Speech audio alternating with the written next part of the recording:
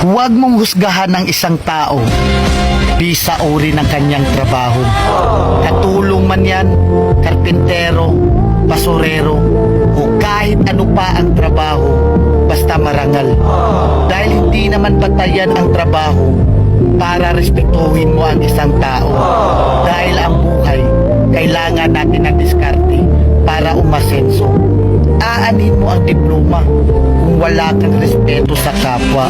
Kaya tayong lahat ay pantay-pantay lang. Tayong lahat ay may karapatang tratuhin ng tama kahit walang pinag-aralan. Tandaan natin, kahit ano pang kurso ang natapos mo, kahit ano pang diploma ang hawak mo, kahit mayaman o mahirap ka lang, lahat tayo kapag namatay, iisa lang ang titulong diplomang nakaukit sa lapida natin. Rest and peace.